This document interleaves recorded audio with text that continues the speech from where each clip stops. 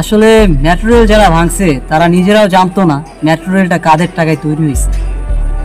Metro rail তো আমাদের টাকা দিয়েই তৈরি হয়েছে, তাই না? তোর আর আমার টাকা দিয়েই তো তৈরি হয়েছে, জনগণের টাকা দিয়েই তো মেট্রো রেলটা তৈরি হয়েছে। তো ওরা কিভাবে ভাঙতে পারলো মেট্রো রেলটা? ওরা ভাবছে এটা সরকারের ক্ষতি করছে। আসলে এটা তো সরকারের ক্ষতি হয় নাই, মেট্রো রেলটা ভাঙার পরে আমাদের সাধারণ জনগণেরই ক্ষতি হয়েছে। আমাদের এখন যাতায়াতের সমস্যা হইতাছে। ওরা যদি এটা বুঝতো যে মেট্রো রেল দিয়া আমরাই যাতায়াত করব, ওদের পরিবারই যাতায়াত করব, তাহলে ওরা এই কাজটা করতে পারতো না। মেট্রো রেলটা ভাঙার কি দরকার ছিল ভাই? মেট্রো রেলটা ভাঙা উচিত হয়েছে। ওদের বিবেক আছে যারা ভাঙছে মেট্রো রেলটা। মেট্রো রেল ভাঙা কি পাইছে? ওরা কি পাইছে? ওরা তো মনে হয় না কিছু পাইছে। ওরা ভাবতেছে কি মেট্রো রেল ভাঙছি সরকারের বিশাল ক্ষতি করে ফেলছি। আসলে মেট্রো রেল ভাঙা তো সরকারের ক্ষতি না রে ভাই, মেট্রো রেল ভাঙছে আমাদের ক্ষতি হয়েছে। এখন আমার চাকরির সমস্যা হইতাছে, আমার যাওয়া আসার সমস্যা হইতাছে।